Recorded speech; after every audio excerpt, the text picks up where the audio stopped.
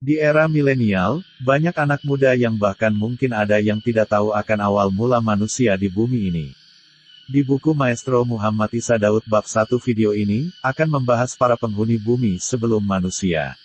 Selamat menyaksikan, semoga menjadi referensi dan kajian yang bermanfaat.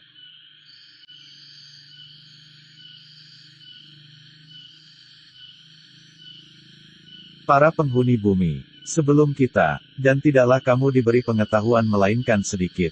Quran Surat Al-Isra, 85. Tambahkanlah padaku ilmu pengetahuan. Quran Surat Taha, 14. Engkau harus bersiap-siap menghadapi kenyataan, yaitu ketidaktahuan kita, terhadap kenyataan akhir akan terus berlanjut hingga tiada batas karena kemampuan kita yang terbatas. Julian Heleski. Selama aku mempelajari yang baru setiap hari, walau hanya satu kata, satu ide atau satu hikmah, berarti aku menunaikan kewajiban-kewajiban Tuhanku. Maka aku benar-benar hidup. Jika tidak, maka aku tiada. Tak kusentuh kehidupan dan tidak pula kematian. Keduanya mengandung ilmu. Sedangkan ketiadaan, ia sendiri bukanlah sesuatu. Muhammad Isa Daud, bersama-sama melihat buku ini. Usia bumi ini, tempat kita hidup ini, menurut kebanyakan pendapat, lebih dari 1000 juta tahun. Tetapi ini tidak berarti kehidupan manusia di bumi ini dimulai pada periode itu. Ia hanya berupa bagian terbesar dari rangkaian kehidupan masa lalu, yang hidup dan menguasai bumi ini. Kehidupan ini muncul setelah kebinasaan makhluk yang mendahului kita. Makhluk itu berupa makhluk-makhluk asing yang tidak kita ketahui. Mereka binasa dengan pengetahuan para ahli terhadap pancaran atom. Terdapat kesulitan yang akan kami perbincangkan di dalam buku ini. Selain itu, kami akan tunjukkan kitab lain, yaitu yang menembus dan mengangkat ketersembunyian masalah ini. Ia adalah kitab semesta yang terbuka bagi setiap orang yang ingin membaca dan memahami. Saya buka kitab yang paling memikat, paling nikmat dan paling agung, yaitu Al-Quran Al-Karim. Ia adalah metode ilahi yang menghimpun segala sesuatu bagi orang yang berpikir. Ia alam yang tertulis, dibaca dan didengar. Ia adalah kebenaran azali, alam yang terbuka bagi orang yang melihat dan yang berusaha memahami. Buku saya ini adalah ringkasan pendapat-pendapat ilmiah dan penemuan yang berlalu beberapa tahun yang silam melalui kubur-kubur, artefak dan prasasti yang berisi gambar dan tulisan untuk menegaskan bahwa kehidupan masa lalu telah memenuhi bumi ini sebagai suatu komunitas. Mereka menghuni lembah dan gunung, dan membangun peradaban. Peninggalan-peninggalannya ini telah menghilang ke dalam kerak bumi, di dasar yang paling dalam, menjadi pasir dan mineral. Sementara akar-akarnya telah rusak dan lenyap sebagai peninggalan setelah nyata, dan kabar setelah keberadaannya.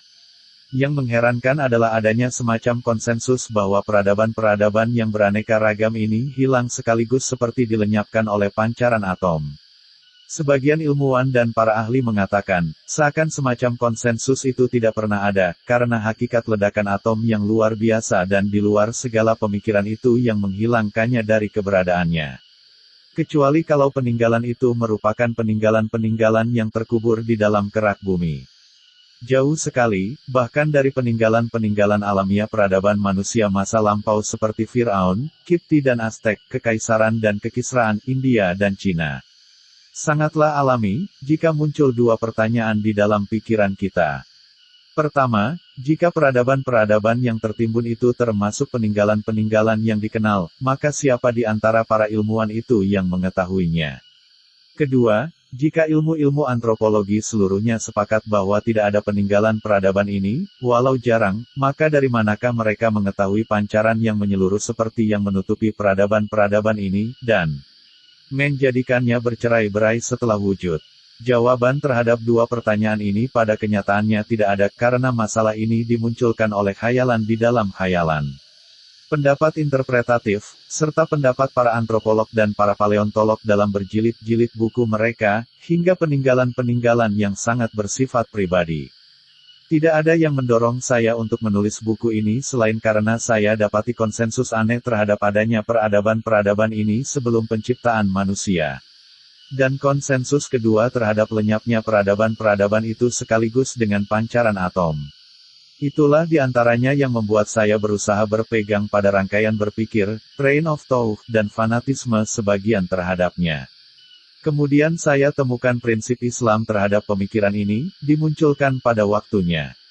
Kemudian dari sisi lain, manusia kuno juga berada pada tingkat kemajuan yang menakjubkan. Terdapat kisah-kisah tentang adanya sumber energi cahaya yang tidak habis-habisnya. Energi cahaya itu digunakan untuk menerangi kuburan. Hal itu menunjukkan bahwa terdapat suatu jenis energi atom yang telah digunakan pada masa itu. Di Mesir kuno dan Irak ditemukan peninggalan yang menegaskan bahwa mereka mengetahui proses penyepuhan dengan tenaga listrik, suatu cara yang berkembang pada abad ke-19. Ornamen-ornamen yang ditemukan yang dicelup dengan cara ini berasal dari 5.000 tahun sebelum Masehi. Pada menjelang masa Perang Dunia Kedua, seorang ilmuwan dan arkeolog dari Jerman, Dr. Wilhelm Konig, menemukan tembikar-tembikar di Irak yang berasal dari 3.000 tahun sebelum Masehi. Masing-masing tembikar itu memiliki lapisan dari tembaga dan potongan-potongan besi yang dilapisi dengan bitumen, suatu bahan pencegah kebocoran. Ini menunjukkan bahwa terdapat beberapa jenis asam. Hal itu telah diuji dengan menggunakan elektrolisa asam, maka dihasilkan daya kira-kira 1,5 hingga 2 volt. Setiap kali para arkeolog melakukan penelitian untuk mengungkapkan saintisme masa lampau, mereka sampai pada penemuan-penemuan yang mencengangkan yang membuat kita keheranan. Apakah ada manusia yang mendahului kita kini? Atau apakah mereka berada pada tingkat keilmuan yang sepadan dengan tingkat keilmuan kita saat ini? Kini, saya tinggalkan pembaca yang budiman bersama ungkapan yang berisi kenikmatan dan pendambaan, kegembiraan dan pengetahuan.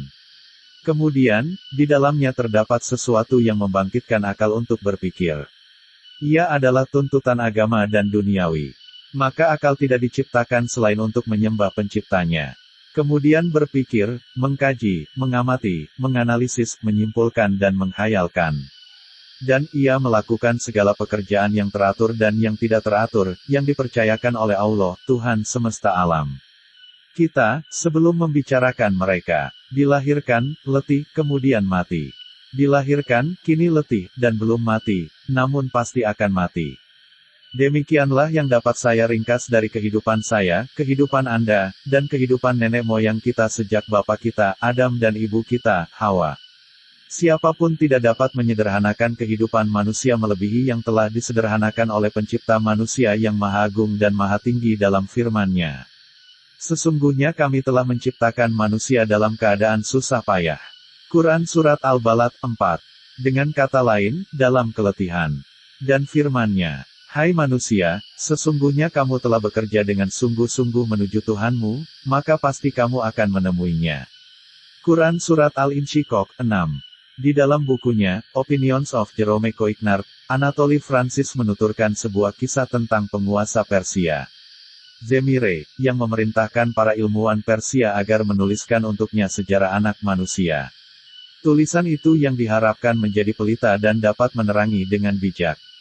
Ketika raja itu berkuasa dan memperoleh pelajaran masa lalu, kenikmatan Allah dan teladan di antara peristiwa-peristiwa yang terjadi, sehingga hukumnya menjadi sempurna dan kebijakannya menjadi bermakna.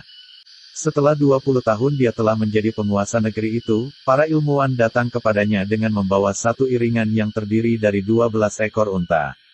Setiap unta memikul beban berisi 500 juz atau jilid buku sejarah anak manusia. Ketika raja itu merasa tidak mampu membacanya, dia memerintahkan para ilmuwan tersebut untuk meringkas buku-buku ensiklopedi ini. Setelah berselang beberapa waktu, mereka kembali lagi kepadanya dengan membawa buku yang diangkut dengan 3 ekor unta. Sekali lagi, raja itu meminta agar diringkaskan lagi. Setelah berlalu 10 tahun, para ilmuwan itu datang lagi kepadanya dengan membawa buku yang dipikul oleh seekor unta. Namun, hal itu pun masih dirasa berat bagi raja yang sudah tua dan menjadi lemah. Maka dia meminta yang lebih ringkas lagi. Pada akhirnya, datanglah kepadanya seorang ilmuwan yang masih hidup di antara kelompok ilmuwan dan ahli sejarah tadi membawa sebuah buku tebal yang dipikul seekor keledai. Akan tetapi, Raja Zemire telah berbaring di atas tempat tidur menjelang kematian. Maka dengan keletihan yang menyesakkan dadanya, dia berkata, aku akan segera mati sebelum tahu sejarah anak manusia. Ilmuwan itu, yang telah mempelajari ringkasan hikmah dengan susah payah di dunia ini berkata, "Tuanku, aku telah meringkaskan untukmu sejarah mereka dengan 3 kata saja, yaitu, lahir, menderita, mati." Namun, kapan dimulai sejarah manusia di muka bumi ini? Semua sejarah kuno yang telah ditulis umumnya tidak melebihi 6.000 tahun. Namun, ilmu-ilmu antropologi dan arkeologi menegaskan bahwa manusia membuat sejarah sejak keberadaannya di muka bumi ini. Keberadaannya ini berasal dari masa kurang lebih 1 juta atau 2 juta tahun. Jadi, 2 juta tahun ini dikurangi 6.000 tahun saja, menyisakan bagi Anda suatu masa yang disebut masa prasejarah. Para arkeolog, terutama ilmuwan terkenal Ashley Montagu, menyimpulkan bahwa tulisan-tulisan tertua yang ditemukan para ilmuwan merupakan penemuan yang paling tua yang diketahui manusia sebagai cara mengekspresikan pikiran. Tulisan-tulisan itu adalah tulisan paku yang dikenal dengan nama cuneiform, yang berasal dari 2 kata Latin, yaitu cuneis, artinya spin atau paku dan forma yang berarti bentuk. Tulisan itu berasal dari kota Suman di Mesopotamia di lembah 2 sungai Tigris dan Efrat, yang dianggap sebagai tempat lahirnya kota pertama. Tulisan ini berasal dari 3.500 tahun sebelum Masehi. Dengan demikian, maka umur tulisan itu mendekati 5.000 tahun. Montagu dan sekelompok ilmuwan mengatakan, bangsa-bangsa di dunia yang kami perbincangkan sejak permulaan bangsa-bangsa prasejarah tidak memiliki bahasa tulisan. Karena itu, lebih pantas mereka disebut primitif. Bangsa itu semuanya primitif sejak 5.000 tahun silam. Tulisan hieroglif Mesir, tulisan suci, berasal dari 3.000 tahun sebelum Masehi. Bertambahlah kekeliruan ketika Montagu dan kawan-kawannya memutuskan bahwa tulisan hieroglif terbentuk karena pengaruh dorongan tulisan Sumeria. Yang benar adalah bahwa manusia mengetahui suatu jenis tulisan dan huruf-huruf gambar yang sederhana atau yang kompleks. Namun bekas-bekasnya telah hilang sejak jutaan tahun lalu. Jika kita setuju terhadap penemuan-penemuan besar pada 4.000, 6.000 atau 7.000 tahun yang lalu, maka mengapa kita menolak keberadaan sesuatu yang tidak ada pada kita sekarang ini? Bahkan pada masa-masa terakhir telah ditemukan bebatuan dan gambar-gambar yang berasal dari ratusan ribu tahun lalu yang menegaskan adanya peradaban-peradaban masa lampau. Data-data kita dengan segala pernyataan yang berlebihan menjelaskan suatu bentuk kehidupan manusia dari 10.000 tahun silam. Saya ulangi, dengan pernyataan yang berlebih-lebihan dalam angka dan makna. Kejelasan mengenai kehidupan selama masa yang lalu itu terbatas karena kita bergantung pada pundak pendahulu kita. Lalu kita lihat apa yang ada di belakang mereka, bukan karena karakteristik yang ada pada kita. Kendati perangkat ilmiah modern digunakan para arkeolog dan paleontolog, masih saja yang dapat kita ketahui sedikit sekali, seperti titik di lautan. Kita masih tidak mengetahui setiap sesuatu dari titik yang kecil ini. Kita hanya mengira-ngira, tetapi kita tidak mengetahuinya. Seakan kita mengarungi lautan dengan sampan yang kecil. Padahal, agar kita dapat mengarungi lautan, mestilah ada kapal yang belum kita buat. Supaya kita dapat menyelami lautan, haruslah kita mempunyai alat penyelam modern yang belum kita ciptakan. Dr. Adil Taha Yunus di dalam bukunya Hayat al-Anbiya, Baina Hakoikat Tarik wa al-Mukasyafat al-Atsariyah al-Jadidah. Kehidupan para nabi, antara kenyataan sejarah dan penemuan arkeologi modern, berpendapat bahwa Adam alaihi salam merupakan bapa manusia. Makhluk manusia pertama ini muncul ke permukaan bumi untuk pertama kalinya kira-kira pada tahun 6000 sebelum Masehi. Artinya, kehidupan manusia dimulai untuk pertama kalinya di atas planet ini kira-kira sejak 8000 tahun saja. Dengan penegasan pendapat yang meragukan ini, tidak dipungkiri adanya suatu makhluk yang bernama Al-Insan Al-Agil, manusia berakal. Sebelum adanya Adam alaihi salam dan anak cucunya. Para ilmuwan menetapkan masa kemunculannya itu pada tahun 10.000 sebelum Masehi. Makhluk itu merupakan suatu jenis yang sangat mirip dengan makhluk manusia. Dr. Adil Taha Yunus menegaskan bahwa angka 5872 sebelum Masehi merupakan tahun sebenarnya kemunculan Adam alaihi salam di muka bumi ini, dengan disandarkan pada kalimat yang bercetak tebal bahwa tanggal ini sesuai dengan fakta-fakta ilmiah di bidang sejarah. Saya tidak tahu apa yang dimaksud dengan fakta-fakta di bidang sejarah ini selain yang disebutkan di dalam arkeologi dan paleontologi. Pada kenyataannya, Dengan didasarkan pada konsensus para ilmuwan, hal itu menegaskan pendapat seorang ilmuwan, John Lewis, yang juga merupakan seorang filosof Inggris yang terkenal dalam bukunya yang menarik manusia, makhluk yang unik. Di dalam masalah ini dia mengatakan, bukti-bukti paleontologi tertua menegaskan bahwa keberadaan manusia berakal berasal dari kira-kira 2 juta tahun. Dia ditemukan pada sedimen Pleistocene, di daerah Old Govi Jog di Kenya, di mana telah ditemukan pula oleh Louis Seymour Bassett Leakey tahun 1960 Masehi, dan ditemukan lebih jauh lagi oleh anaknya yang bernama Richard Leakey pada tahun 1972. Pada alinea lain dia mengatakan mengenai penemuan Leakey itu, ini merupakan fosil yang lebih tua dari yang saya ketahui hingga saat ini. Umurnya mencapai 1.700.000 tahun. Dr. Abdul Hadi Ahmad Atiyah, di dalam bukunya Hayawanat Makabla et Tarikh Hewan Prasejarah, mengatakan 1.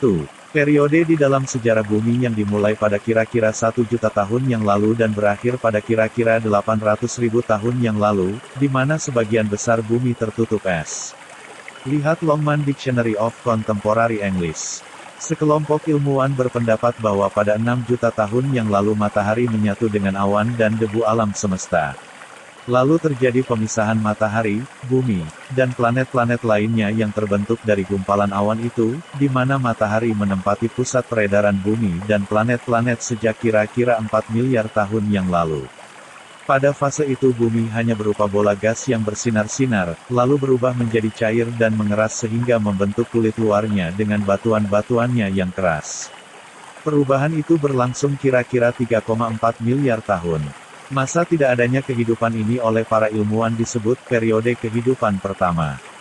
Kemudian mulai disiapkan di atasnya sebab-sebab kehidupan sejak 600 juta tahun. Di sekitarnya terbentuk lapisan atmosfer yang udaranya baik untuk pernafasan, dan terbentuk pula lapisan air yang baik untuk minum. Iklimnya seimbang untuk menguatkan beraneka macam dan berjenis-jenis makhluk hidup yang mulai merangkak di permukaannya, di darat dan di air. Demikianlah dimulainya periode kehidupan masa lalu yang berlangsung kira-kira 375 juta tahun. Pada periode itu terjadi pergantian masa demi masa, berupa periode invertebrata, periode ikan, periode amfibi, periode hutan lumut, Pteridophyta, dan periode serangga. Kemudian setelah itu dimulai periode kehidupan menengah, yang berlangsung sekitar 155 juta tahun. Periode ini dikenal dengan periode hewan melata besar yang tersebar di permukaan bumi, dan sebagian permukaan bumi itu dijadikan arena untuk kelangsungan hidupnya. Akhirnya, sejak kira-kira 70 juta tahun dimulai periode kehidupan baru, yang juga dinamai dengan periode mamalia, dan tumbuh-tumbuhan. Makhluk hidup yang tidak memiliki tulang punggung muncul pada akhir-akhir masa itu. Menjelang berakhirnya periode tersebut, muncullah manusia. Hal itu terjadi sejak kira-kira 2 juta tahun atau lebih menurut perkiraan. Dalam kumpulan pembahasan yang dipublikasikan oleh seorang ilmuwan yang mengkhususkan penelitiannya pada bidang antropologi, William Smith, di Inggris, demikian pula Alban Coufey di Prancis, ditegaskan ungkapan itu. Bahkan Coufey menegaskan bahwa segala makhluk yang terdapat di muka bumi, baik yang terdahulu, manusia pertama, maupun yang berikutnya, muncul melalui proses penciptaan dan kekuatan yang maha berakal dan maha kuasa. Dia tidak meyakini teori evolusi Darwin yang berpikiran Yahudi, serta asal dan penciptaan yang berasal dari pemikiran ateis kuno. Usaha Dr. Adil Taha Yunus dalam menetapkan kemunculan Adam alaihissalam serta Idris alaihissalam dan Nuh alaihissalam, sayang sekali, merupakan usaha yang didasari pemikiran Taurat, kendati dia berusaha menghindari kemiripan ini dengan ucapannya, jika kami mengambil transkrip tertua dari Taurat, dan itu adalah transkrip Yunani, atau Sabinia, kami temukan bahwa masa antara Adam alaihissalam dan kelahiran Al-Masih alaihissalam secara pasti adalah 5.872 tahun. Yakni mendekati 6.000 tahun. Itu sesuai dengan hasil penelitian kami yang disandarkan pada data-data dan fakta-fakta ilmiah kontemporer. Kami perhatikan bahwa beberapa ahli sejarah telah berbeda pendapat dalam menentukan masa itu dengan masa yang telah kami sebutkan di atas. Maka seorang ahli sejarah Yahudi kuno, Josephus, dalam bukunya Sejarah Yahudi Kuno memutuskan bahwa Adam alaihissalam, bapa manusia, telah muncul sebelum Al-Masih sekitar 5.411 tahun. Sementara transkrip Ibrani dari Taurat yang diakui saat ini menyebutkan angka yang jauh lebih sedikit dari itu, yaitu 4004 tahun sebelum Masehi. Inilah yang ditolak akal karena tidak ada kesesuaiannya dengan fakta-fakta ilmiah kontemporer. Inilah yang ditolak akal Dr. Adil Taha Yunus, yaitu selisih 1868 tahun. Padahal dugaan 6000 tahun, bahkan 10.000 tahun ditolak sama sekali oleh para paleontolog. Kami tidak mengetahui seseorang lain yang mengatakannya selain transkrip Yahudi dan Taurat dengan perbedaan 1868 tahun dengan transkrip Taurat. Seorang tokoh Yahudi, James Yushar, berpendapat bahwa permulaan penciptaan adalah pada bulan Oktober tahun 4004 sebelum Masehi. Ia menjelaskan bukti-bukti yang mendasari perkiraan ini dalam sebuah buku tebal yang berjudul Annals Veteris Novi Testaments, Arsip-arsip kuno dan Perjanjian Baru. Profesor Al-Akkad di dalam bukunya Al-Insan fi Al-Quran, Manusia dalam Al-Quran, memberikan komentar terhadap hal ini dengan ucapannya, periode ini ditambahkan pada transkrip Taurat yang diterjemahkan pada masa Raja James, disertai catatan kaki berupa periodisasi peristiwa-peristiwa yang disebutkan di dalam teksnya. Periodisasi ini didasarkan pada cetakan Taurat yang dinukil dari transkrip pada masa akhir. Kemudian, para pensyarah Alkitab kontemporer sepakat dengan orang-orang Yahudi dan Nasrani dalam menetapkan tahun dan hari Syamsiah, berdasarkan peredaran matahari. Mereka bersandar pada anggapan bahwa hari dan tahun Syamsiah sama dengan lamanya satu kali peredaran bumi terhadap matahari. Tidak mungkin hari dari 6 hari yang diciptakan menjadi satu hari Syamsiah, karena matahari sendiri diciptakan pada hari keempat, sebagaimana disebutkan di dalam bab pertama pasal Kejadian, The Genesis. Allah berfirman, agar dijadikan cahaya-cahaya pada permukaan langit untuk memisahkan antara siang dan malam, dan menjadi tanda-tanda, waktu, hari, dan tahun. Dan menjadi cahaya-cahaya pada permukaan langit untuk menerangi bumi. Demikian pula Allah menjadikan dua cahaya yang besar, cahaya terbesar untuk mengatur siang dan cahaya terkecil untuk mengatur malam. Dan memisahkan antara terang dan gelap. Allah melihat bahwa itu adalah baik. Dan jadilah petang, dan jadilah pagi pada hari keempat. Jadi, berdasarkan asumsi kesahihan kandungan Taurat, yang berarti itu tidak sahih, dan saya adalah salah seorang yang mengkhususkan diri pada kajian Taurat dan Injil. Saya mengetahui fase-fase yang dilewati proses penulisan kitab suci itu. Karena itu, maka para pengkaji kritis kitab suci, para pensyarah dan ahli tafsir menyepakati suatu pendapat bahwa makna yang dimaksud dari angka 4004 sebelum Masehi memiliki kriteria khusus yang hanya diketahui oleh Allah, Sang Pencipta, bukan kriteria-kriteria yang kita kenal. Oleh karena itu, jika kita mengambil pendapat transkrip Yunani, padahal bukan transkrip Taurat yang asli, hanya yang paling dahulu dipublikasikan kepada umum, sementara yang asli atau yang lainnya berada dalam pengawasan Vatikan, di dalamnya terdapat teks-teks yang berbeda dengan yang kita kenal. Kami telah menunjukkannya kepada para penafsir dan pengkaji dari kalangan Yahudi dan Nasrani. Maka mereka mengatakan perkataan yang sama, kriteria yang dimaksud pada kenyataannya tidak diketahui, karena di situ tidak ada hari Syamsiah. Seorang ilmuwan, Abraham Tracy Morrison, mantan Direktur Akademi New York, Direktur Lembaga Amerika di Kota New York, anggota Dewan Eksekutif Majelis Kajian Nasional Amerika Serikat, anggota Museum Sejarah Fisika Amerika, dan anggota seumur hidup Lembaga Amerika Inggris, di dalam bukunya Man Does Not Learn berpendapat, jika kita asumsikan bahwa manusia muncul dengan kemunculan kehidupan pertama di bumi, maka keberadaannya kembali pada 400 juta tahun yang lalu atau lebih. Jika tidak, maka manusia ada setelah itu, atau pada waktu kapan saja sebagai akibat penciptaan Tuhan. Sebagaimana tidak mungkin kita menetapkan periode yang diyakini bagi awal keberadaannya sebagai manusia selain yang membawa kita pada jutaan tahun.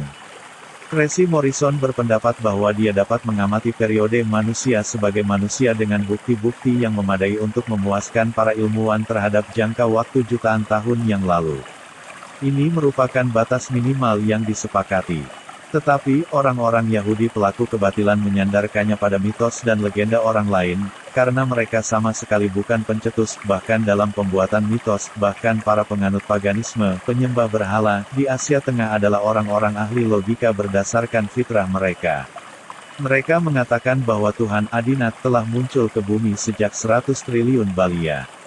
Balia yang mereka katakan adalah masa dan zaman yang dilalui burung kecil dalam pengosongan wilayah 1 mil persegi dan rambut yang halus kalau diambil sehelai rambut setiap 100 tahun. Adina telah datang, sebagaimana yang telah mereka katakan, sejak 100 miliar Balia. Kemudian diciptakan manusia. Maka kita dapat membayangkan kapan penciptaan manusia itu menurut pikiran mereka. Seorang ilmuwan seperti Joseph Gaer, di dalam bukunya, How the Great Religion Began, berpendapat bahwa Ibrahim alaihi salam memulai dakwahnya menyeru kepada Tauhid sejak 4000 tahun sebelum Masehi. Sementara Joseph Angus di dalam bukunya Catatan Kaki Sederhana terhadap Alkitab yakni Kitab Suci, karena dia termasuk tokoh sarjana teologi berpendapat bahwa peninggalan-peninggalan mengimplikasikan bahwa Amrafil yang memerangi Ibrahim alaihi salam adalah Hammurabi yang menjadi Raja Babilonia pada tahun 2000 sebelum Masehi. Perhatikanlah, wahai para pembaca yang budiman, kata, mengimplikasikan. Ihwal Ibrahim alaihi salam dan masanya bukan masa kuno selama masuk ke dalam lingkup implikasi, asumsi, dugaan dan teori. Profesor Albright, salah seorang anggota ekspedisi, mengatakan Palestina tidak termasuk ke dalam kisah-kisah Taurat sebelum hijrahnya Ibrahim alaihi salam dan Haran.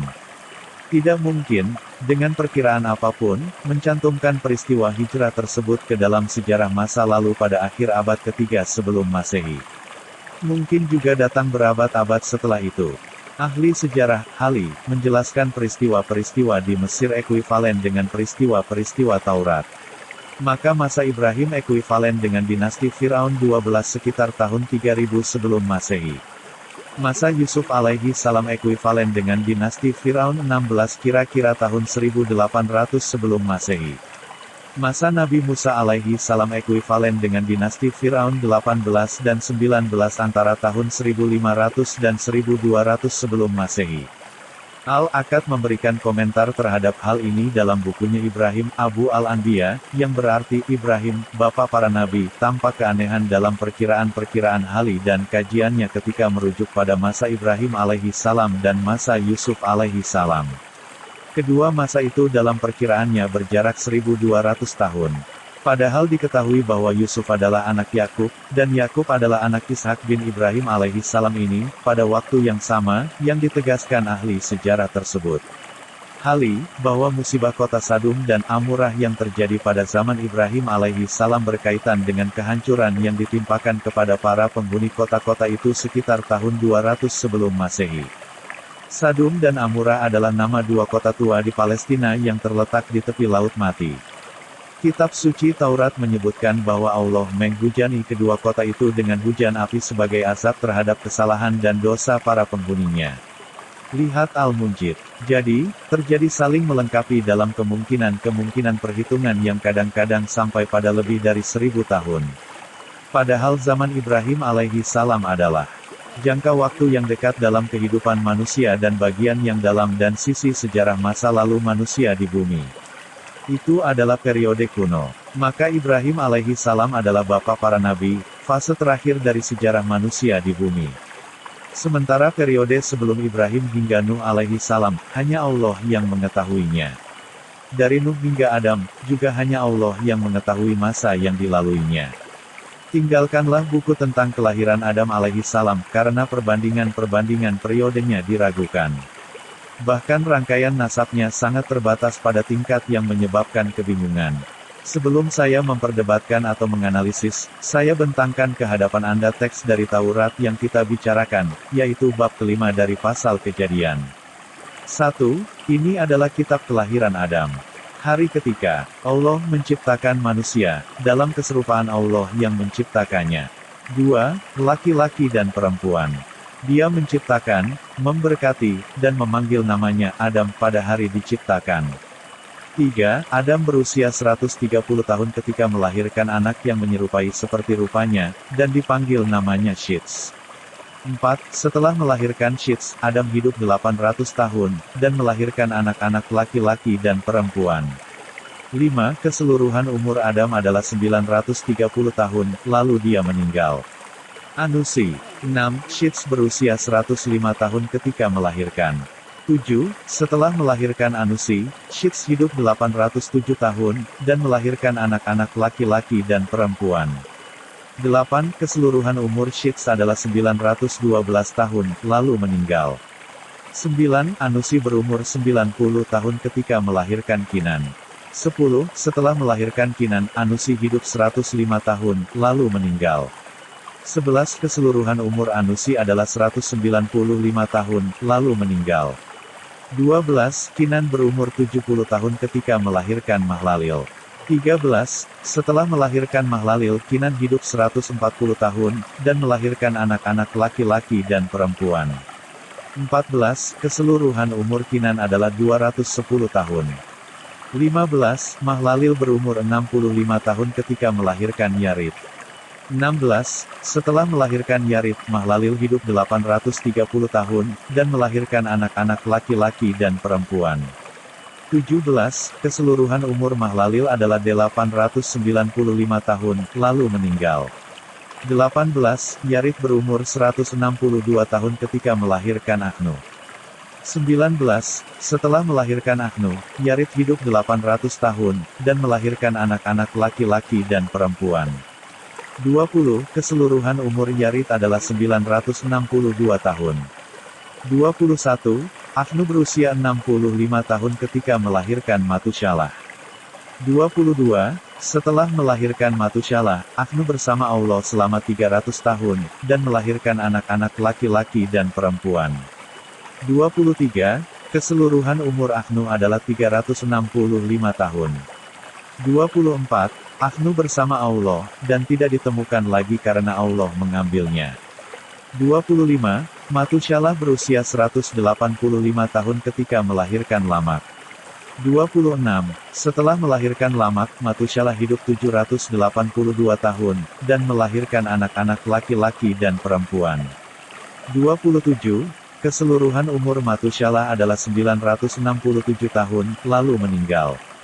28. Lamak berusia 182 tahun ketika melahirkan seorang anak. 29.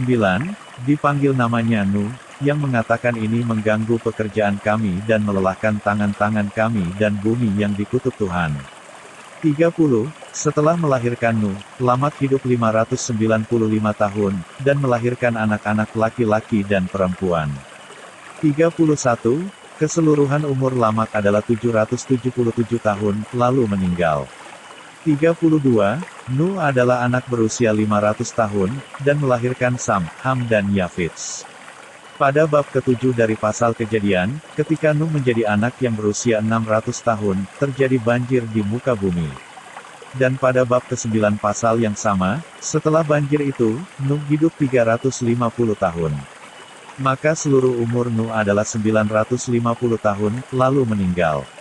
Di sini kita dapat berhenti bersama-sama, dan menunjukkan sebagian perhatian terhadap apa yang ditetapkan pasal Kejadian. Namun, terdapat kesulitan bahwa di dunia ini sekarang terdapat 3 transkrip Taurat yang terkenal itu. Setiap kelompok ahli kitab meyakini transkripnya dan menganggap yang lain sebagai transkrip palsu. Kisahnya diawali, sebagaimana di dalam teks yang lalu, dengan umur anak-anak Adam.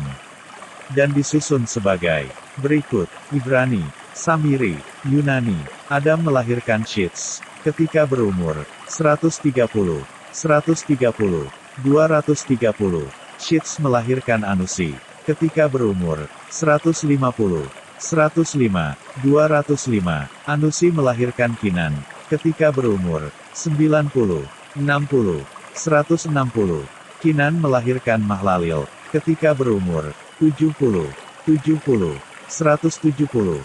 Mahlalil melahirkan Yarit ketika berumur 65, 165. Ibrani 162, Samiri 62, 65. Yunani 202. Yarit melahirkan Ahnu ketika berumur. Ahnu melahirkan Matusyalah ketika berumur 65, 165. Matusyalah melahirkan Lamak ketika berumur 187, 67, 187. Lamak melahirkan Nuh ketika berumur 183, 53, 188. Umur Nuh ketika terjadi banjir besar 600, 2262. Jumlah umur-umur yang disebutkan di atas 1656, 1307. Dr. Abdul Ashim Al-Matani memberikan komentar terhadap perbedaan ini. Kebanyakan perbedaan di antara Taurat Ibrani dan Samiri di satu sisi, dan Yunani di sisi lain, adalah dua. Yang pertama sepakat bahwa Adam alaihi salam ketika melahirkan Syits alaihi salam berumur 130 tahun. Ini berbeda dengan Taurat Yunani yang mengatakan bahwa umurnya 230 tahun. Maka, mana yang benar dan mana yang dusta? Demikian pula pada angka-angka lainnya, Anda dapati Taurat Yunani memiliki angka yang lebih tinggi, berbeda dengan yang terdapat pada dua Taurat lainnya. Ketiga transkrip itu berbeda pendapat dalam menetapkan umur Yarid ketika melahirkan anaknya, Ahnu. Taurat Ibrani mengatakan bahwa umurnya 162 tahun. Taurat Samiri mengatakan umurnya 62 tahun. Sementara Taurat Yunani mengatakan bahwa umurnya 262 tahun. Mana yang benar? Hanya Allah saja yang mengetahuinya. Kemudian, Taurat Ibrani sepakat dengan Taurat Yunani untuk pertama kalinya dalam menentukan umur Matusyalah ketika melahirkan anaknya, Lamak, yaitu 187 tahun. Padahal di dalam Taurat Samiri disebutkan umurnya 67 tahun. Apa rahasia yang tersembunyi di balik perbedaan pendapat ini? Manakah di antara keduanya yang benar? Yang mengetahuinya hanyalah Yang Maha Mengetahui segala yang gaib. Ketiga transkrip itu sepakat dalam menetapkan umur Nuh ketika terjadi banjir besar, yaitu semuanya menyebutkan 600 tahun.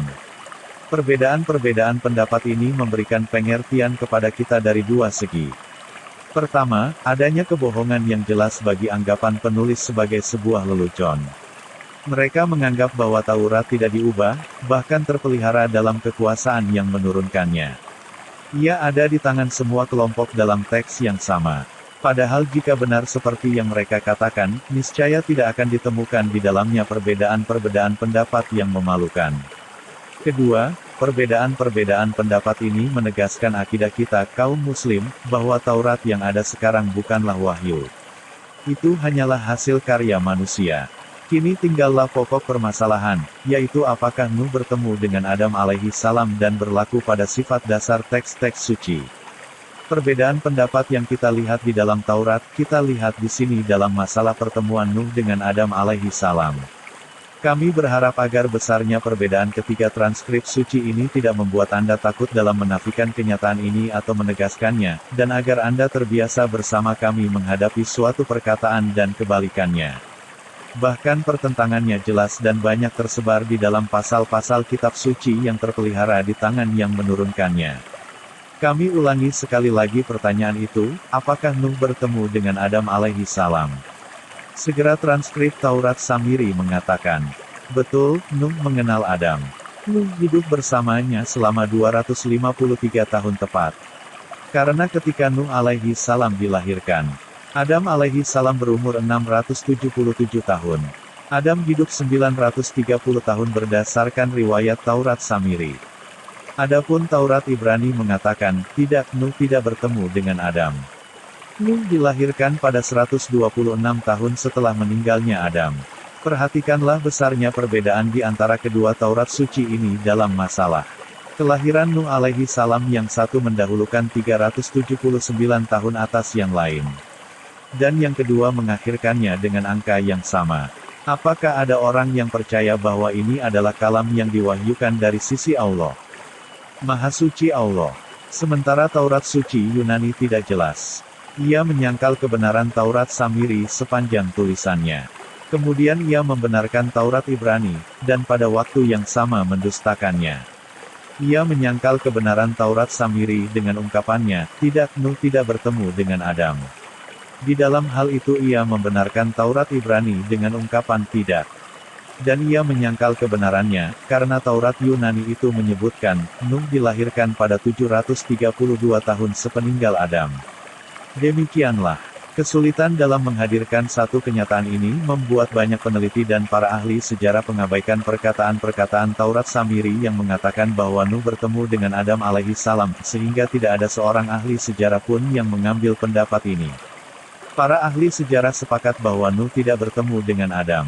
Di antara para ahli sejarah itu ada yang menolak penyandaran pada ketiga manuskrip ini.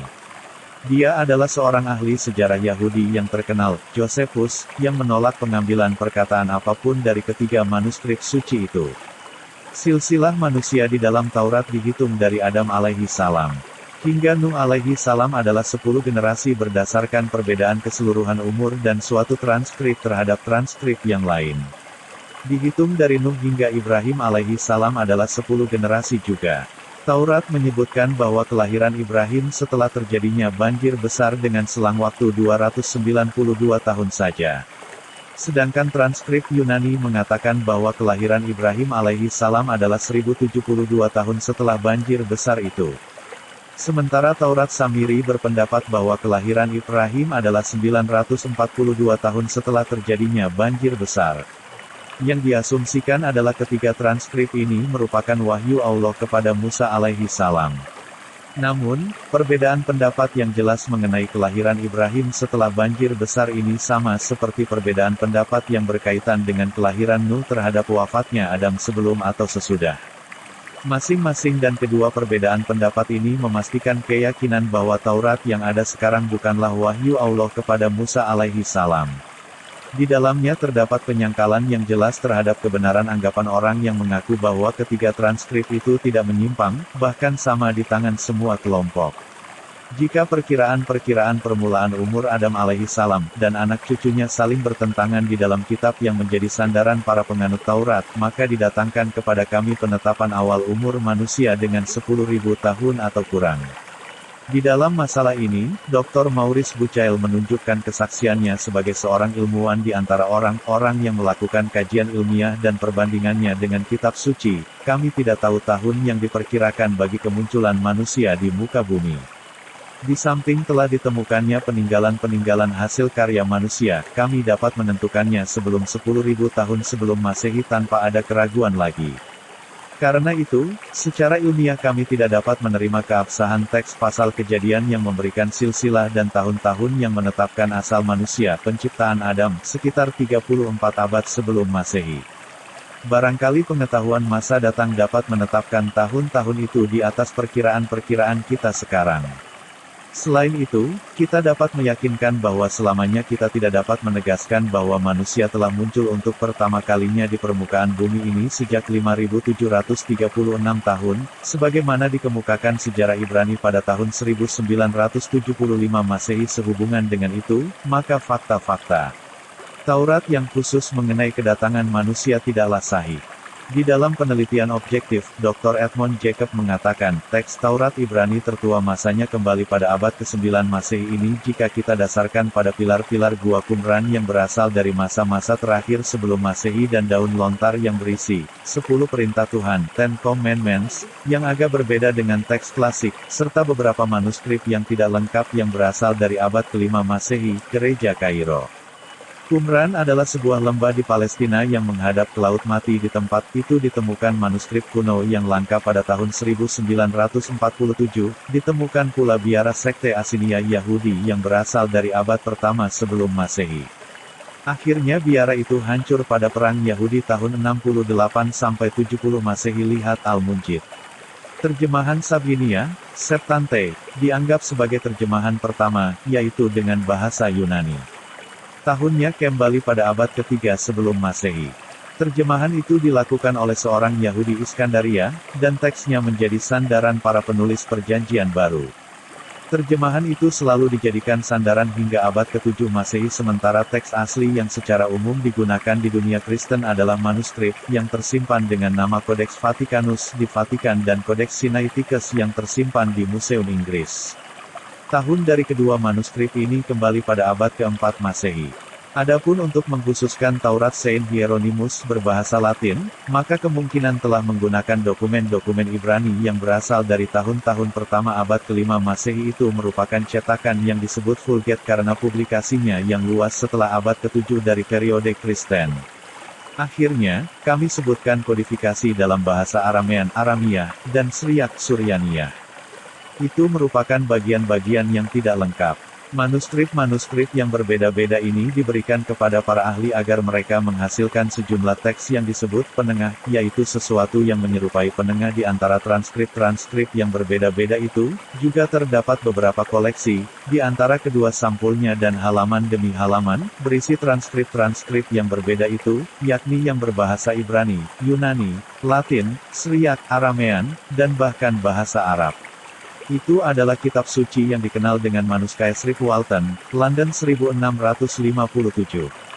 Untuk mengetahui lebih lanjut, kami tambahkan bahwa perbedaan pendapat di antara gereja-gereja Kristen mengenai pemahaman kitab suci secara khusus berkaitan dengan penolakan gereja suatu sekte terhadap kitab Taurat tertentu.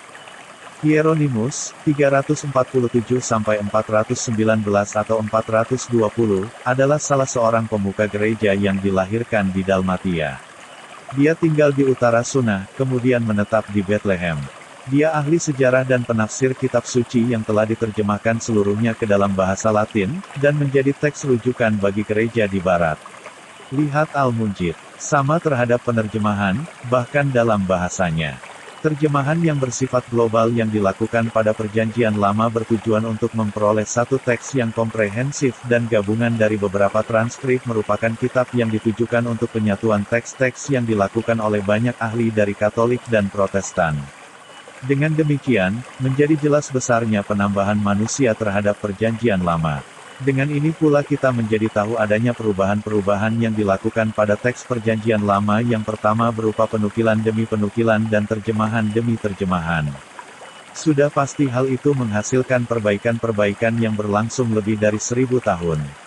Dr. Maurice Bucaille mengatakan di dalam bukunya Kajian Kitab Suci berdasarkan ilmu pengetahuan modern, ketika tiba masa modern, penerbit-penerbit kitab suci tidak lagi mampu menjaga kekeliruan-kekeliruan yang diakibatkan oleh jarak masa yang memisahkan antara Ibrahim dan Adam sehingga membawa pada penetapan tahun yang akhir ini sekitar 38 abad sebelum Masehi.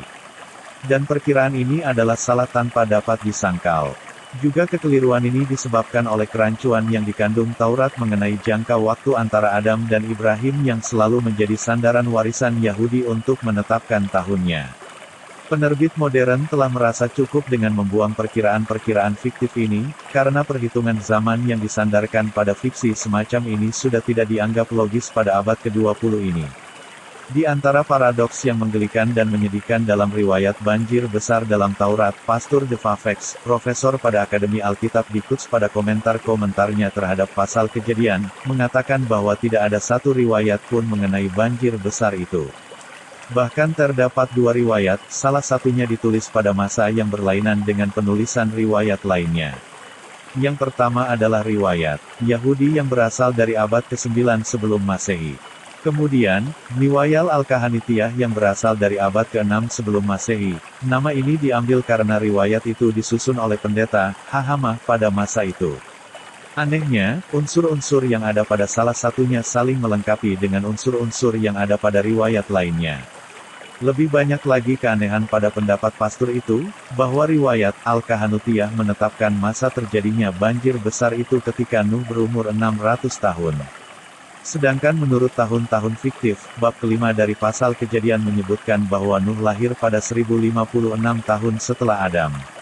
Ini yang menimbulkan pemahaman bahwa banjir besar yang meliputi dunia yang menenggelamkan kehidupan dan makhluk-makhluk hidup, sebagaimana yang dikemukakan dalam Taurat di seluruh penjuru bumi, terjadi pada masa 1656 tahun dari penciptaan Adam. Juga berdasarkan perkiraan Taurat, kita pahami bahwa Ibrahim lahir pada masa 292 tahun setelah terjadinya banjir besar itu. Selain itu, menurut teks-teks Taurat, Ibrahim hidup pada kira-kira 1850 tahun sebelum Masehi. Artinya bahwa masa banjir besar itu secara pasti terjadi pada sebelum Al-Masih alaihi salam tidak kurang dari 21 abad dan tidak lebih dari 22 abad. Ingatlah hal ini, wahai para pembaca yang budiman. Ingatlah baik-baik angka-angka yang saya sebutkan.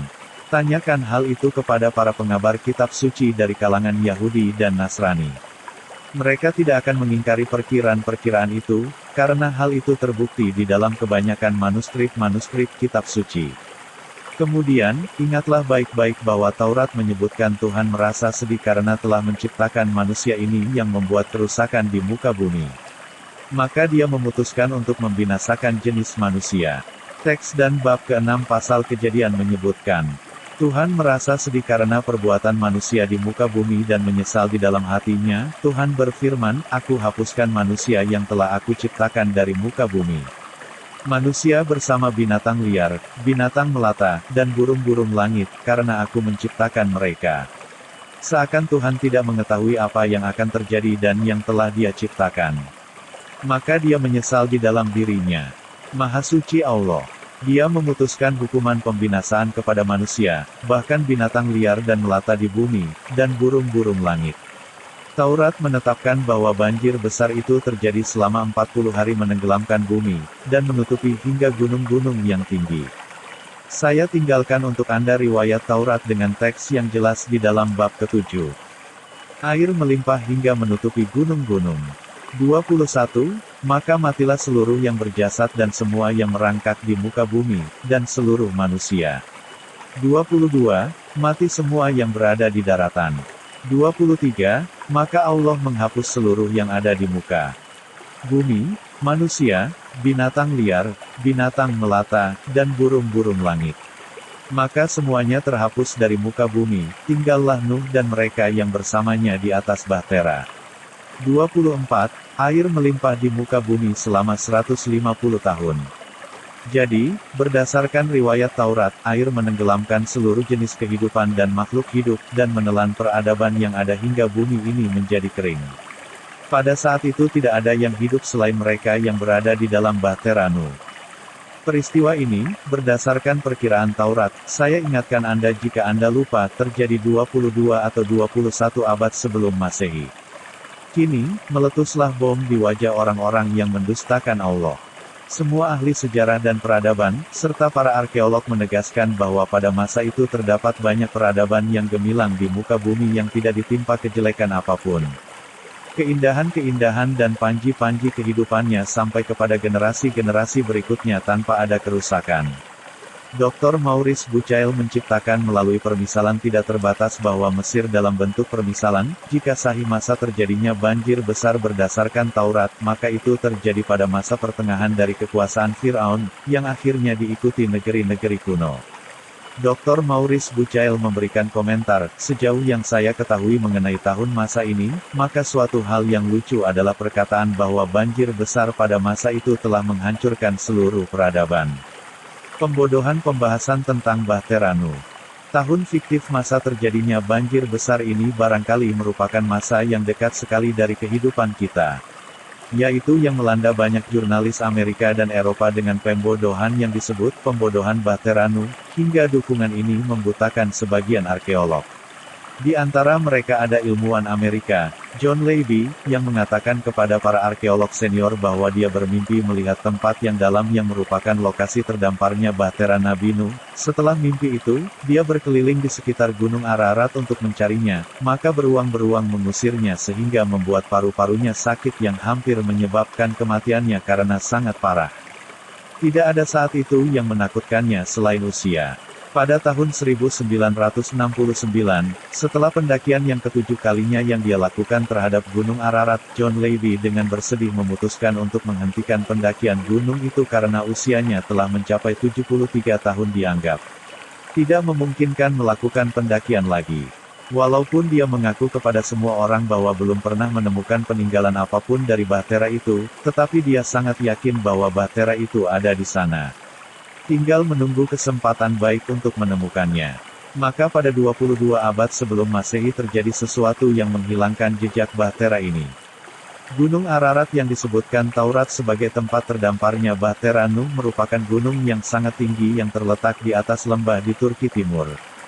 Gunung itu menjulang terpisah dan tingginya mencapai 4.267 meter di atas lembah, dengan bukit terjal yang menghunjam ke dalam bumi. Puncaknya selalu diselimuti es dan salju dengan pemandangan yang indah. Namun Al-Quran, dokumen paling sahih di muka bumi, menegaskan secara pasti bahwa bahtera Nuh terdampar di sebuah gunung yang disebut Al-Judi. Apakah Al-Judi adalah Ararat?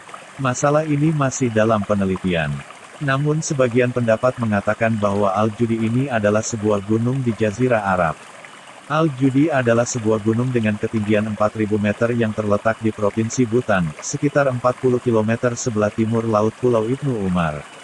Dikatakan bahwa Bahtera Nu terdapat di gunung itu setelah terjadi banjir besar. Lihat Al-Munjid. Menurut seorang peneliti Amerika, Gordon Gaskill, mayoritas kaum Muslim bersama sejumlah besar Nasrani dan Yahudi di timur. Menegaskan bahwa kata Ararat pada masa 20 abad sebelum Masehi, bahkan lebih sedikit dari masa ini, tidak berarti suatu gunung tertentu, melainkan suatu daerah yang luas sekali yang kemudian diberi nama Armenia. Wilayah tersebut, pada masa itu yang ditetapkan Taurat, mencakup beberapa bagian Turki baru, Iran, Irak, dan bekas Uni Soviet. Pembodohan Yahudi ini menjadikan orang-orang Armenia yakin bahwa Bahtera Nu terdampar di atas gunung di negeri mereka, Ararat. Sepanjang zaman mereka yakin bahwa tidak ada seorang pun setelah Nuh yang dapat mendaki pun gunung itu. Jadi, kalau dipikir, tidak ada seorang pun yang dapat sampai ke puncak gunung itu karena ketinggiannya, di samping mereka memagari sekitar gunung ini dengan mitos. Karena itu, ketika seorang peneliti dari Jerman, Frederick Barot, melakukan pendakian gunung itu dan sampai ke puncaknya pada tahun 1829, mereka menjadi bingung karena ketidaktahuan terhadap larangan dan tempat yang mereka sucikan. Setelah pelanggaran larangan mitos yang berasal dari Taurat ini terjadi dan berlalu selama bertahun-tahun, dan Barot menikmati kehidupan yang baik, mereka berusaha membalikkan pemikiran itu. Mereka mengulangi membuat mitos yang sebaliknya, yaitu siapa yang sampai ke puncak Gunung Ararat tidak akan mati sebelum mencapai usia 100 tahun. Allah menghendaki agar puluhan, bahkan ratusan pendaki mendaki Gunung Ararat, mereka sampai ke puncaknya. Tetapi tidak ada seorang pun di antara mereka yang mencapai usia 100 tahun. Di antara ratusan orang itu tidak ada yang mati secara alami di puncak gunung itu kecuali 3 orang saja. Para ilmuwan pengkaji kitab suci, pada abad ke-10, menetapkan bahwa lama sebelum penulisan Taurat, ditemukan peninggalan-peninggalan dan gambar-gambar di Babilonia dan Assyria, yang dimiliki para penganut paganisme. Assyria adalah sebuah kerajaan kuno di barat Asia Tengah, di lembah Tigris. Ibu kotanya adalah Nineveh. Lihat The American Heritage Dictionary of the English Language. Terdapat kisah yang identik dengan yang terdapat pada pasal Kejadian dengan penggantian nama Nuh dengan nama Hiena Bistin atau Xisuterus yang menetapkan lamanya banjir besar itu dengan 7 hari. Dan pada prasasti-prasasti berbahasa Babilonia disebutkan bahwa sebab terjadinya banjir besar itu adalah Tuhan menenggelamkan jenis manusia karena kegaduhan yang dilakukan anak cucu Adam yang mengganggu Tuhan yang hendak tidur. Riwayat Babilonia dengan kenaifannya ini, kita temukan di antara tulisan-tulisan yang mengandung makna yang dalam sekali. Kita dapat menyimpulkannya ke dalam 2 hal. Pertama, banjir besar itu benar-benar terjadi. Kedua, banjir besar itu terjadi pada masa yang sangat kuno. Dan sisa-sisa berupa wahyu ilahi sampai ke daerah Babilonia dan Assyria. Orang-orang pendusta membuat dusta di dalamnya. Mereka mencampurkan kebenaran dengan kebatilan, dan kenyataan dengan mitos. Seorang peneliti, Christian Herald, mengakui bahwa seluruh ekspedisi pencarian Bahtera Nuh kira-kira sejak Perang Dunia Kedua di Gunung Ararat merupakan ekspedisi yang dirancang dan dibiayai orang-orang Amerika yang berpegang teguh pada teks harfiah Alkitab. Di balik penemuan Bahtera Nuh itu, mereka berharap memberikan bukti keabsahan Alkitab. Secara aktif lobi Yahudi membeli keyakinan seperti biasanya, dan membuat kesaksian-kesaksian palsu. Salah seorang pemalsu dari Yahudi bekerja di perusahaan penghilangan minyak, namanya George Jefferson Green. Tidak ada seorang pun yang mengetahui secara pasti bahwa dia meninggalkan barat daya Amerika Serikat, tempat dia bekerja dan tinggal mengikuti perusahaan itu, ke daerah Ararat. Bersamaan dengan itu, pada tahun 1954 dia mengumumkan, ketika berada di dalam helikopter yang berputar di atas Gunung Ararat pada suatu hari di musim panas tahun 1953.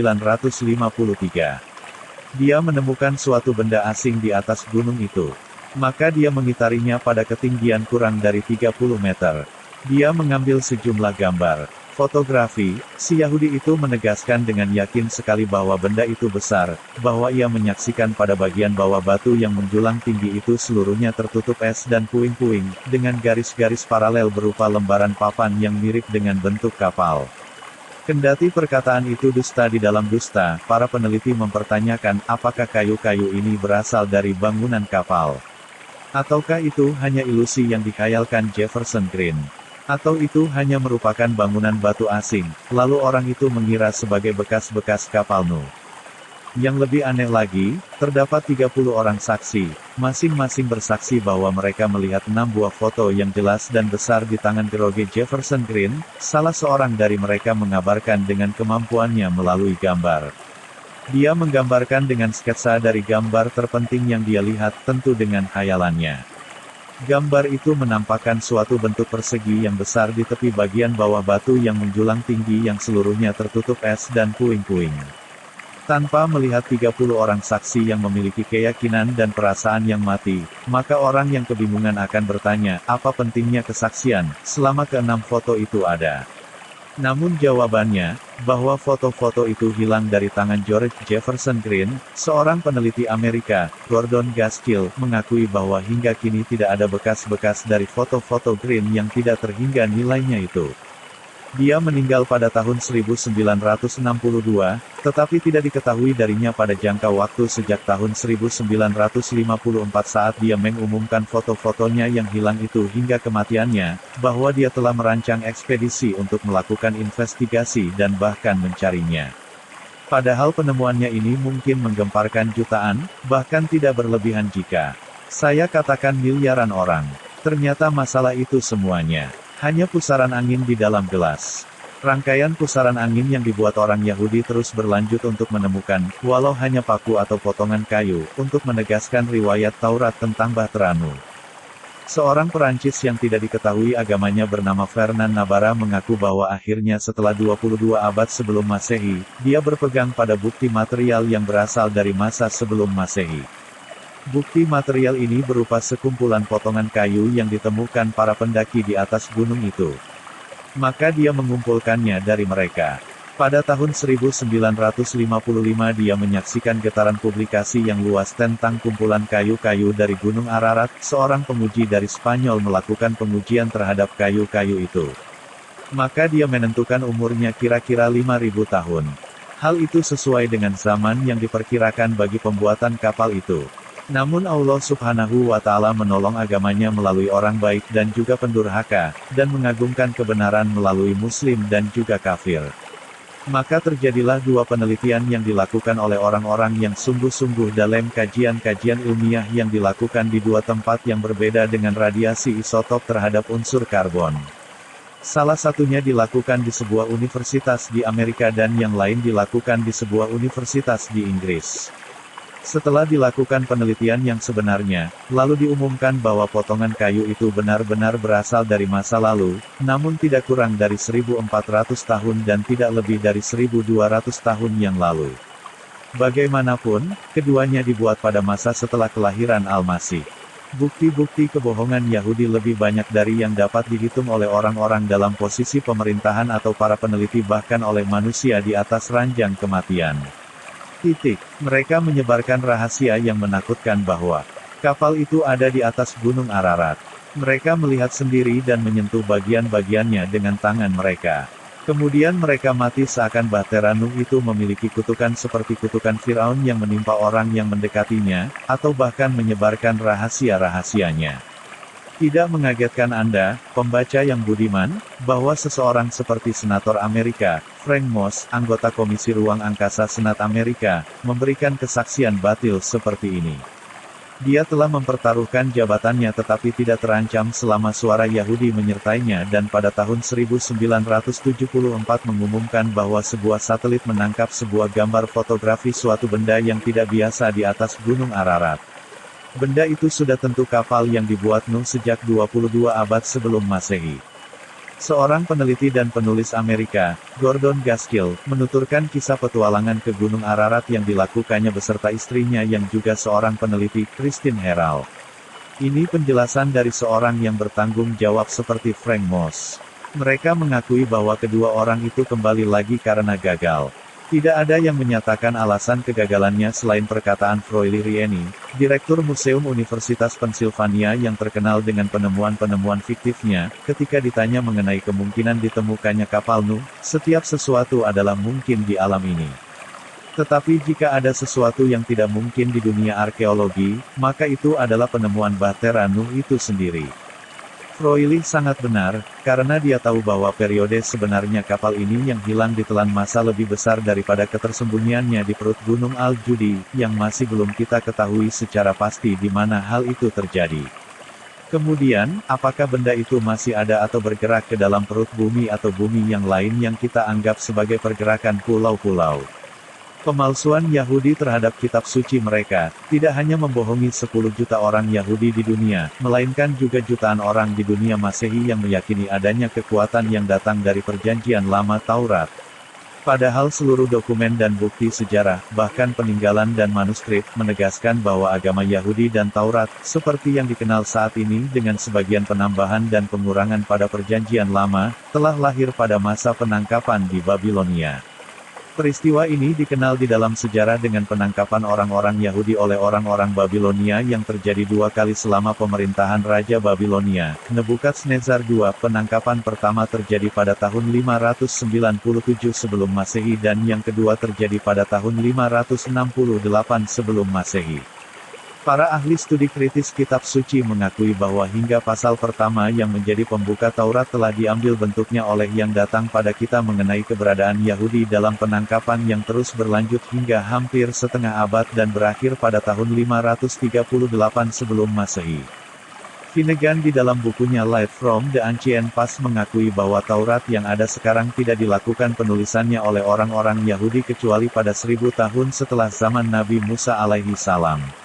Penangkapan oleh orang-orang Babilonia merupakan kesempatan berharga bagi para pemuka agama Yahudi untuk mengkaji secara langsung manuskrip-manuskrip kuno yang ditulis dalam bahasa Sumeria dan Babilonia, khususnya tentang penciptaan alam, manusia, kehidupan, kematian, pahala dan siksa, juga keyakinan-keyakinan dan syiar-syiar ibadah, upacara-upacaranya, pemahaman, dan nilai-nilai yang berlaku di negeri Babilonia.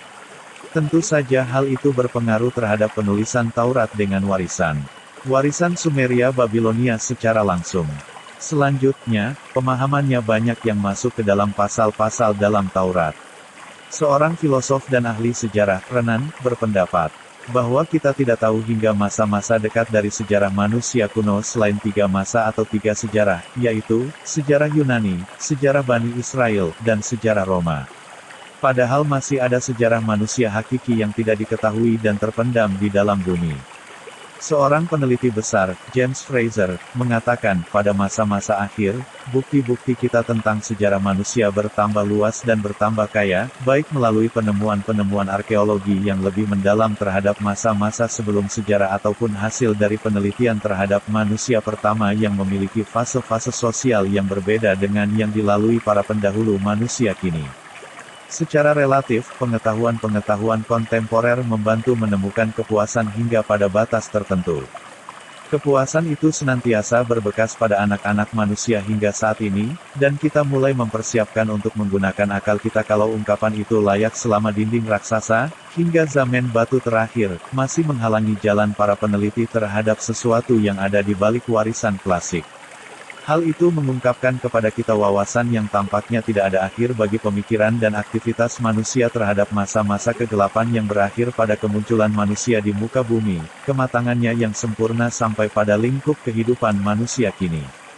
Ide kemunculan Adam alaihi salam ke permukaan bumi sejak 10.000 tahun merupakan pemikiran Yahudi.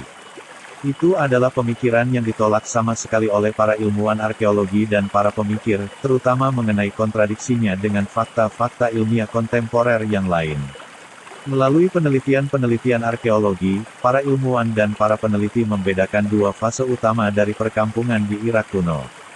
Yang pertama meliputi perkampungan dari rumah-rumah yang ditemukan di daerah yang disebut Ablaka, Provinsi Et-Tamim dan menunjukkan standar umur fosil manusia berasal dari sebelum 100.000 tahun. Yang kedua ditemukan fosilnya di Gua Shanidar, Provinsi As-Sulaimaniyah, yang berasal dan 50-60 ribu tahun, dan di desa Jurmu yang terletak di sebelah timur Jam Jamal di Irak. Penelitian itu dilakukan melalui sejumlah rumah tempat tinggal yang dibangun dari tanah dan pondasinya terbuat dari batu, 30 rumah dan bekas-bekas kerangka kurang lebih 150 orang. Hal itu menunjukkan tahun pembangunannya dilakukan pada sekitar 8.000 sampai 6.000 sebelum Masehi. Jika kita menggunakan teori Taurat, maka kita akan mempertanyakan apakah itu adalah rumah-rumah Adam dan anak-anaknya, karena itu merupakan tahun kemunculan Adam ke permukaan bumi menurut Taurat. Atau, itu merupakan tempat-tempat tinggal orang-orang biasa. Jika ini merupakan tempat-tempat tinggal Adam, maka apa perkataan yang ditegaskan ilmu-ilmu antropologi bahwa manusia kuno menempati sebelah utara lembah Ar-Rafidin 100 tahun sebelum Masehi? Allah Maha mengetahui apa yang ada di perut bumi, di balik fosil-fosil itu di antara yang ditemukan melalui tempat tinggal manusia sebelum jutaan tahun. Jika manusia pertama muncul sejak ribuan tahun saja, maka dengan apa mereka membantah penemuan seorang peneliti besar, Sir Flinders Petrie, orang ini dan ekspedisi-ekspedisinya menemukan fosil-fosil manusia yang hidup 150.000 tahun sebelum Masehi. Bahkan buku-buku tentang peradaban dan peninggalan yang dikaji di universitas-universitas merumuskan fase terpanjang dari fase peradaban paling lama yang dikenal manusia.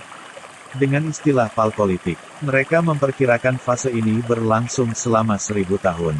Di antara mereka ada yang memperkirakannya pada jutaan tahun sebelum Masehi, dan ada yang menetapkannya 600.000 tahun sebelum Masehi. Yang mengherankan saya adalah komentar Dr. Said Taufik, profesor pada peninggalan dan peradaban Mesir, juga dekan Fakultas Antropologi Universitas Kairo, terhadap perbedaan angka-angka ini.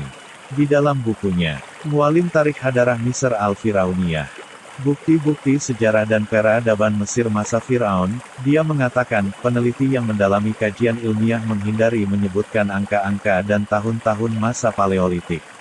Namun tujuan penyebutan angka-angka di sini adalah untuk perkiraan saja, tidak lebih dari itu. Pengetahuan kita terhadap sejarah kita di muka bumi merupakan salah satu pusaka setelah keimanan kepada Allah Subhanahu wa Ta'ala, para malaikatnya, kitab-kitabnya, para rasulnya, dan hari akhir. Betapa indah ungkapan Al-Akkad, salah seorang peneliti paleontologi mengatakan, manusia telah memulai penggalian peninggalan untuk mencari emas dan menemukan perhiasan dan mutiara. Kemudian manusia mengetahui sesuatu yang lebih indah dari barang-barang tambang itu. Mereka mencarinya dan beramai-ramai mengeluarkan dan memperolehnya. Itu adalah sejarah suci, atau sejarah bernilai tinggi yang menjulang ke langit. Ia memiliki simpanan di rongga bumi. Semua itu adalah benda yang dihargai manusia, dapat mendorong menemukan rahasia bumi dan langit. Ia adalah rahasia karena bumi memintanya, namun langit tidak menyembunyikannya. Ia hanya memerintahkan kepada kita untuk mencari, menemukan, menggali bumi, dan membalikkan isinya. Di dalamnya adalah Lauh Mahfuz, tidak terhalang, hanya bergantung pada orang yang mencari, dan yang mencari dengan pikiran. Pikiran adalah tabiat. Tabiat adalah penyeimbang, karena yang dihasilkan adalah lebih besar daripada sekadar pemikiran.